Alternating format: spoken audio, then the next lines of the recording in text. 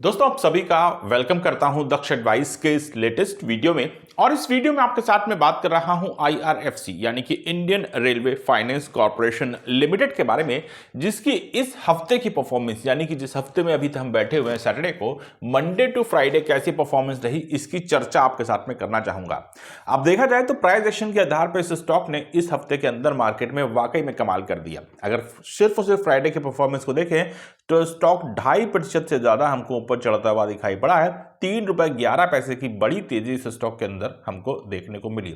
वहीं अगर बात करिए पूरे हफ्ते के बारे में तो इस स्टॉक ने पूरे हफ्ते के अंदर 9.5 यानी कि 9.5% की तेजी दिखाई है, जो कि इस स्टॉक के प्राइस को ₹10.73 बढ़ा करके लेकर के आती है। तो पूरे हफ्ते आईआरएफसी के स्टॉक के अंदर हमको एक बड़ी तेजी देखने को मिली और इस स्टॉक के द्वारा एक शानदार प्रदर्शन देखने को मिला। ये वही स्टॉक है जो पिछले हफ्ते हमको ₹110 की प्राइस के ऊपर लटकता दिखाई पड़ा था और ₹110 से नीचे के भाव भी इसने हमको दिखा दिए थे। अब जो तेजी से स्टॉक के अंदर हमको बनती दिखाई पड़ी है, इसके पीछे के कारणों को आपके साथ में डिस्कस करने का प्रयास करूंगा। साथ ही साथ अगर आपके साथ में बात करी जाए तो इस स्टॉक के अंदर आने वाले भविष्य में क्या संभावनाएं दिखाई पड़ती हैं और खास तौर से स्पेसिफिकली यहां पर जो एक्सपर्ट्स हैं मार्केट के, उनकी क्या ओपिनियन है, उनके द्वारा क्या टारगेट स्टॉक के लिए दिए गए हैं, उनकी भी चर्चा आपके साथ में इस वीडियो के माध्यम से करने का प्रयास करूंगा। लेकिन वीडियो की शुरुआत हमेशा की तरह इस डिस्क्लेमर से ही करना चाहूंगा कि यह वीडियो आपके साथ में रिकमेंडेशन के बेसिस पे डिस्कस नहीं किया जा रहा है। मैं सेबी का रजिस्टर्ड एनालिस्ट नहीं हूं। किसी भी आधार पर आपको स्टॉक को खरीदने या फिर बेचने की सलाह देना ये मेरा काम नहीं है। यह वीडियो आपके लिए फ्रेंडली बेसिस का लर्निंग मॉड्यूल हो सकता है, लेकिन इससे ज्यादा इसको तूल देने की गलती भी आपको नहीं करनी चाहिए। अब बिना किसी देरी के अगर आपके साथ में बात करने की कोशिश करूं आईआरएफसी के बारे में और इस स्टॉक के अंदर जो तेजी हमको देखने को मिली है उसकी चर्चा करने की कोशिश करूं तो देखिए, इससे रिलेटेड एक बड़ी खबर मैंने आपके साथ में लास्ट वीक में भी शेयर करी थी। उसके ऊपर स्पेसिफिक वीडियो तो मैं नहीं बना पाया था, थोड़ा समय की दिक्कत है, मुझे इसी चर्चा में आपके साथ में बार बार करता रहता हूं। लेकिन यहां पर अगर बात करने की कोशिश की जाए तो सबसे बड़ी खबर आती दिखाई पड़ी थी जब आईआरएफसी और आईआरसीटीसी दोनों के दोनों स्टॉक को नवरत्न कंपनी बना दिया गया, यानी कि ये उस नवरत्न कंपनी की सीरीज में आते हुए दिखाई पड़े। अब जाहिर सी बात है कि इसका बहुत बेनिफिट इन कंपनीज को होता हुआ दिखाई पड़ सकता है, क्योंकि कहीं ना कहीं इनके पास में इंडिविजुअल अपॉर्चुनिटी आ जाती है कि अपनी कंपनी जो है अपने आधार पर अपने बड़े से बड़े डिसीजन ले सकती है और कई सारे इन्वेस्टमेंट मार्केट के अंदर वो कर सकती है, जिसमें इनको किसी प्रकार की गवर्नमेंट की अप्रूवल की आवश्यकता नहीं पड़ती है। इसी चीज को देखते हुए आईआरएफसी के अंदर कुछ बड़े मूव बनने के चांसेस जरूर बने थे, हालांकि उसके बाद भी स्टॉक मार्केट के अंदर हमको गिरता दिखाई पड़ा था। तो देखिए, मैं स्पेसिफिकली आपके साथ में इस चीज को कहना चाहूंगा। आईआरएफसी को डिटेल में तो मैं आपके साथ में बार बार डिस्कस करूंगा, फंडामेंटल्स के बारे में और बिजनेस मॉडल के बारे में भी चर्चा जरूर करी जाएगी। लेकिन अगर मैं आपके साथ में इस बिजनेस मॉडल के आधार पर बात करूं कि मार्केट के अंदर रेलवे का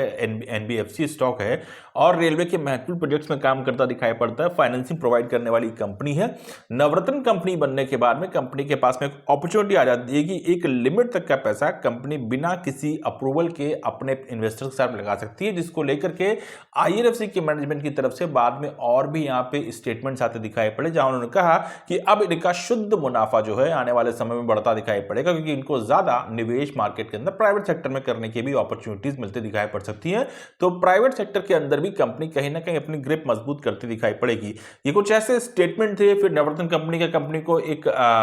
टाइटल मिल जाना और साथ ही साथ यूएस मार्केट से मिले पॉजिटिव संकेत की वजह से इंडियन मार्केट के अंदर रिकवरी आना, ये तीनों मिलकर के ऐसे संकेत बने कि इस स्टॉक के अंदर वापस से हमको रिकवरी आती हुई दिखाई पड़ी। मैंने आपके साथ में इस स्टॉक को तब भी डिस्कस किया जब ये स्टॉक 30-35 रुपए पे या फिर 20-22 रुपए पे चलता था। मैंने आपके साथ में इस स्टॉक को तब भी डिस्कस किया जब ये स्टॉक 100, 150, 200 और 229 के हाई पे पहुंचता दिखाई पड़ा। और मैंने आपके साथ में तब भी इस स्टॉक को पॉजिटिवली ही डिस्कस किया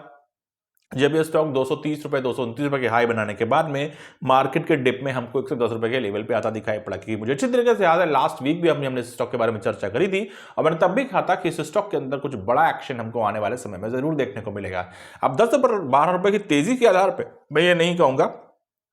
कि इस शेयर की सारी परेशानियां दूर होती दिखाई पड़ रही हैं, लेकिन इनके बावजूद भी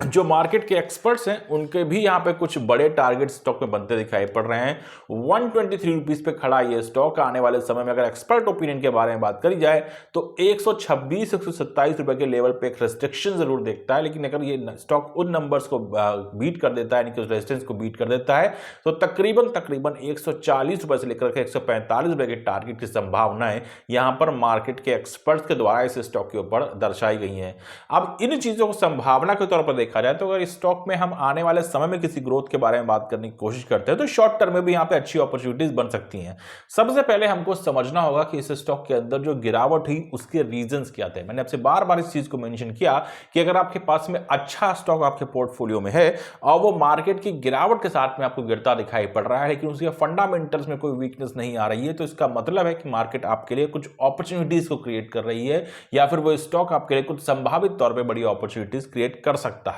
100% गारंटीड तो देखिए स्टॉक मार्केट में कुछ भी नहीं है, लेकिन हाँ उन संभावनाओं के आधार पे या फिर उन क्राइटेरियाज के आधार पे अगर मैं आईआरएफसी के स्टॉक को जज करने की कोशिश करूं तो मुझे लगता है कि ये सभी के सभी क्राइटेरियाज में आईआरएफसी का स्टॉक परफेक्टली फिट होता हुआ नजर आता है। और यही वो रीजन था कि जिसकी वजह से हर गिरावट पे ये स्टॉक मुझे और भी ज्यादा लुक्रेटिव दिखाई पड़ा अगर मैं एक इन्वेस्टर की हैसियत से इस स्टॉक को देख रहा हूं। अब देखिए पीएसयू कंपनी है तो जाहिर सी बात है कि इसको आप ट्रेड के हिसाब से देखेंगे, एक ट्रेडिंग मेंटालिटी के साथ में अगर स्टॉक में निवेश करने के बारे में सोचेंगे तो बहुत जल्दी कुछ आपको सफलता मिले इसके चांसेस कम रहते हैं। हाँ कभी कभी ऐसा होता है कि स्टॉक्स मार्केट में एकदम से पीक पर चले जाते हैं, बट अन्यथा देखा जाए तो पीएसयू से स्टॉक जो होते हैं वो मार्केट में आपका पेशेंस सबसे पहले चेक करते हैं। आपको 1 साल 2 साल 2.5 साल जरूर यहाँ पे रुकना पड़ता है, लेकिन उनके बाद में वहां पे हमको एक बड़ा एक्शन भी देखने को मिलता है। तो उन संभावनाओं को अगर मैं इस स्टॉक में जोड़ने की कोशिश करूं, प्लस मार्केट के अंदर जो यूएस का प्रेशर इस समय बनता दिखाई पड़ा, एफआईज की लगातार सेलिंग हमको होती दिखाई पड़ी, उन सिनेरियोज को भी अपनी स्टडी में शामिल करने की कोशिश करूं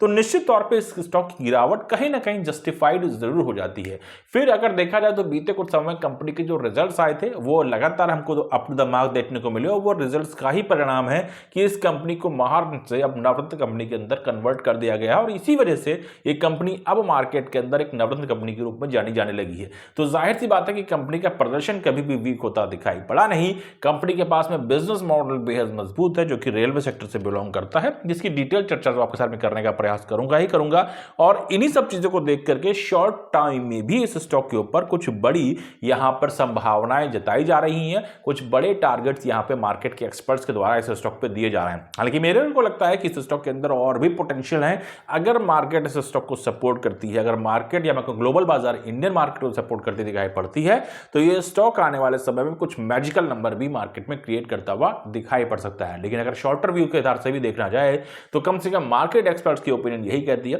कि इस स्टॉक में कुछ बड़ा एक्शन बनने को बिल्कुल से बिल्कुल नजर आ रहा है। तो ये एक मार्केट ओपिनियन के आधार पर मैं इस स्टॉक को आपके साथ में डिस्कस करने का प्रयास कर रहा हूं। इस हफ्ते की परफॉर्मेंस के बारे में बात करने की कोशिश की है तो जाहिर सी बात है कि दो मेजर फैक्टर्स डेफिनेटली यहां पे एडेड हैं, मार्केट की रिकवरी और इस स्टॉक को नवरत्न कंपनी का टाइटल मिलना। ये कुछ ऐसे मोरल बूस्टर्स इस स्टॉक के लिए जो आने वाले समय में मुझे लगता है कि इस स्टॉक के लिए वापस से कुछ मैजिकल चीजें क्रिएट कर सकते हैं। और जिन लोगों ने पेशेंस के साथ में इस स्टॉक को होल्ड किया या जिन लोगों ने गिरावट पे इस स्टॉक को एक अपॉर्चुनिटी के रूप में इनकैश करने के बारे में सोचा, मुझे ऐसा जरूर प्रतीत होता है कि आने वाले टाइम में जल्द ही हो सकता है कि उनको कुछ बड़ा रिवॉर्ड अपने उस पेशेंस का, अपनी उस स्ट्रैटेजी का, अपने उस संयम का कहीं ना कहीं मिलता हुआ दिखाई पड़ जाए। तो ये मेरी ओवरऑल अंडरस्टैंडिंग है इस स्टॉक को लेकर के जो मैंने आपके साथ में शेयर करने का प्रयास किया। कुछ इंपॉर्टेंट अपडेट्स थे जो मैंने आपके साथ में डिस्कस करने का प्रयास किया। बाकी वीडियो को सिर्फ और सिर्फ लर्निंग के मॉडल के आधार पर डिस्कस करने का प्रयास किया गया है। तो किसी भी आधार पर वीडियो को खरीद करके स्टॉक खरीदने या फिर बेचने की गलती आपको मार्केट में नहीं करनी है।